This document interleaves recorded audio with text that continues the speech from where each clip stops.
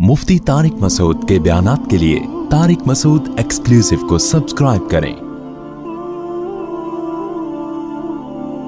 Tariq Masood exclusive.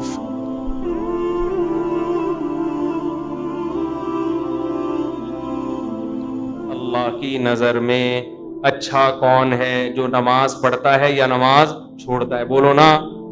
देखो, एक बात खूब अच्छी तरह खोपड़ी में बिठा लो।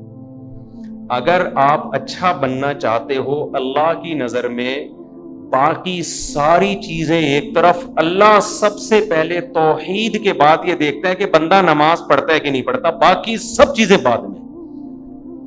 क्योंकि अलहम से लेके वन्नास तक कुरान जो अच्छे लोगों की तारीफ करता है ना, उसमें कहीं भी ऐसा नहीं है कि अल्लाह ने अच्छे लोगों की सिफात बयान की और सबसे पहले नंबर पे नमाज का जिक्र ना किया हो। समझ में आ रही है बात?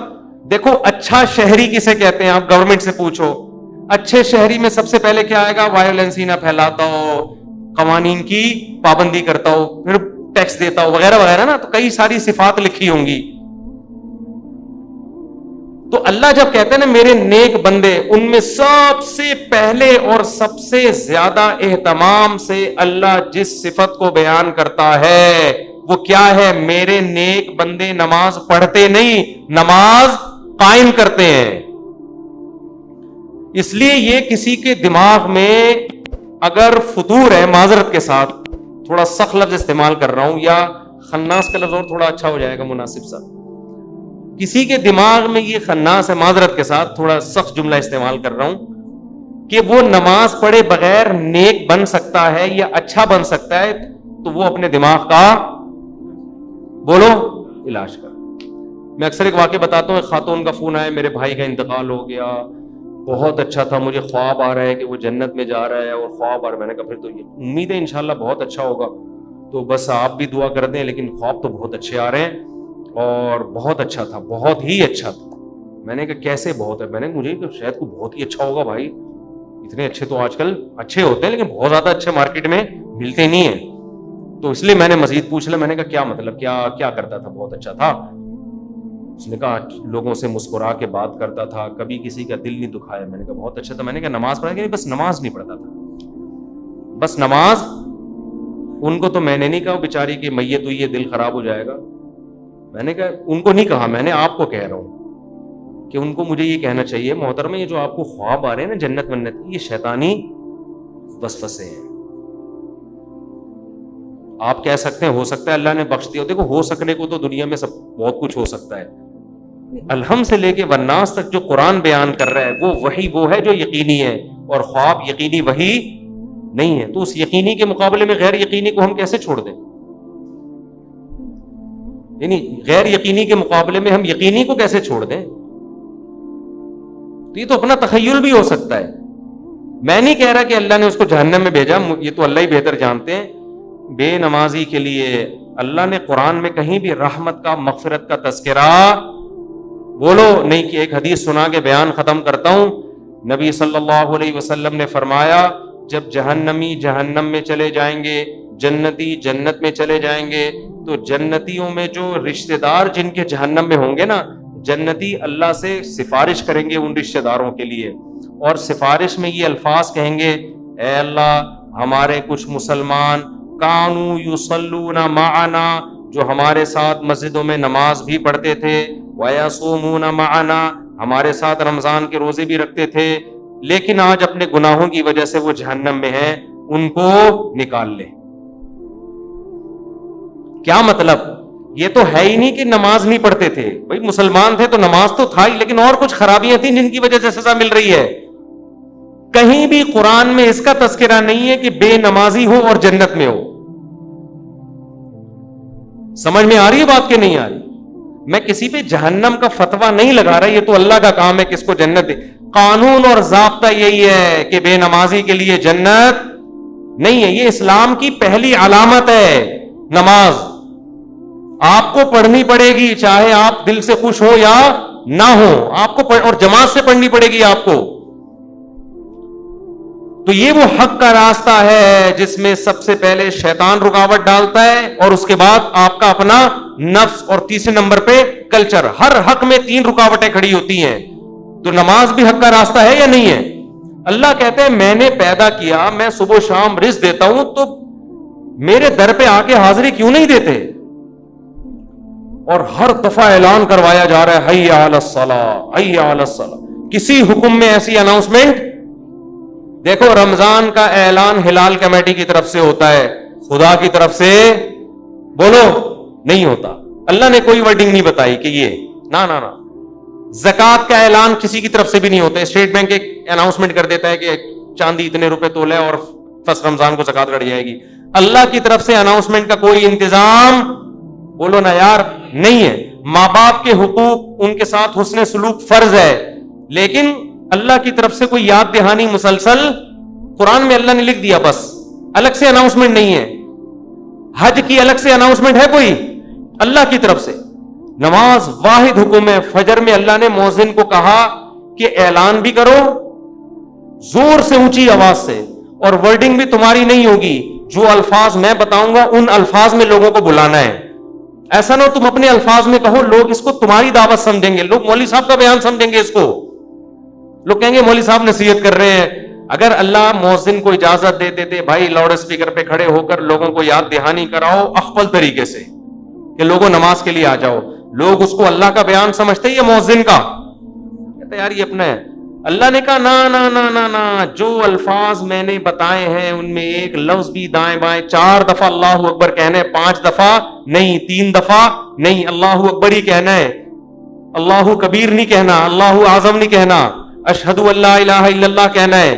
اب لا الہ الا اللہ کے بعد کوئی محمد رسول اللہ لگا سکتا ہے؟ نا نا نا, جو ورڈنگ میری ہے وہ, پھر اشہد ان محمد رسول اللہ, پھر حی علی الصلاۃ, یہ بھی 2 دفعہ کہنا ہے, 3 دفعہ کہنے کی بھی اجازت نہیں, 1 دفعہ کہنے کی بھی اجازت نہیں, پھر حی علی الفلاح. اب مؤذن کہ حی علی الفلاح آج میں پہلے کر دیتا ہوں, حی علی الصلاۃ آج میں بولو بعد میں. نا نا نا, اللہ نے کہا تیرا کام ہے, تو میری طرف سے متعین ہے, یہ اناؤنسمنٹ میری طرف سے ہوگی. کیوں؟ اللہ ایک ایک بات اس لیے تاکہ اللہ کی حجت اس کے بندوں پہ تمام ہو جائے. کل قیامت میں کوئی یہ نہ کہہ سکے اے اللہ نماز میری سمجھ میں نہیں آ رہی تھی. اللہ کہے گا 5 دفعہ تیرے کان میں نے اپنی کبریائی ڈلوائی اور وہ ورڈنگ تو اس کو بھول گیا تھا, یہ کیسے ہو سکتا ہے؟ میرے بھائی چھوٹا حکم نہیں ہے, چھوٹا حکم نہیں ہے, ایمان اور کفر کا مسئلہ ہے یہ. ابھی سے عزم کرو, ابھی سے پابند. اگر سستی ہو رہی ہے سستی کا علاج کرو. آج موٹیویشنل اسپیکر آپ کو بتا رہے ہیں سستی کا علاج کیا ہے. وہ آپ کو پیسہ کمانے میں جو سستی ہو رہی ہے نا اس کا علاج بتا رہے ہیں. آپ سارا دن سوتے پڑے رہو, مر جاؤ گے بھوک سے, زیادہ زیادہ یہی ہوگا, کم نقصان ہوگا آپ کا. لیکن قیامت کے دن جو اللہ سب سے پہلے آپ سے پوچھے گا وہ کیا پوچھے گا؟ وہ نماز کا پوچھے گا کہ میں نے پیدا کیا تھا اور میں نے بار بار پیدا ہوتے ہی کان میں اذان دلوا دی, پیدا ہوتے ہی.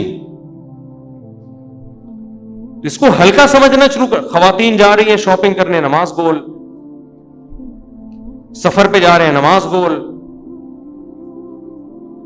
تو سفر میں ہی تو پتہ چلتا ہے نماز کا, شاپنگ کے دوران ہی تو پتہ چلتا ہے نماز کا. تو آج سے عزم کرو میرے بھائی. اور میں ایک نسخہ بتا دوں, جس نے فجر کی نماز جماعت سے پڑھ لی, اس کا مطلب باقی نمازیں بھی کیسے پڑھتا ہے وہ؟ جماعت سے پڑھے. فجر پڑھ لی نا, اس کا مطلب باقی نہیں چھوڑے گا. پھر فجر کو فوکس کر لو. اور جی ہاں, فجر میں تو اللہ نے ایک اور الفاظ اضافہ کروا دی نا, الصلاۃ خیر من النوم. کتنے پیارے الفاظ ہیں, کتنی میٹھی نیند سو رہا ہوتا ہے. اللہ نے بتا دیا. دیکھو اللہ میاں نے بھی کیسا کام کیا. مؤذن کو بولا بولنا ہے, گھر میں لٹھ لے کے نہیں پہنچا. ہم اگر کسی کو سمجھائیں, 1 دفعہ سمجھائیں گے آ جا نماز کے لیے, دوسری دفعہ سمجھیں, تیسری دفعہ غصہ آئے گا نا, جا کے تھپڑ لگا دیں گے. ابے میں تجھے سمجھا رہا ہوں, تیری کھوپڑی میں بات آ نہیں رہی ہے. یا آپ بیگم کو ایک بات سمجھا رہے ہو, بیگم چائے میں تھوڑا چینی کم ڈالا کرو, تم ویسے اتنا میٹھا بولتی ہو کہ چائے میں میٹھے کی ضرورت نہیں ہے. پھر وہ چینی زیادہ ڈال رہی ہے, پھر چینی زیادہ, پھر آدمی کو غصہ آتا ہے نا. یہی تھوڑی کہ ہمیشہ ایک ریکارڈنگ چلا کے چلا جائے گا, چینی کم ڈالو, چینی کم ڈالو. ایک دن 5 6 7 8 دفعہ آ کے اس کو غصہ آئے گا کہ بھائی بولا ہے کم ڈالو, نمک کم ڈالو، 1 دفعہ 2 دفعہ 3، لیکن اللہ کا اصول دیکھو.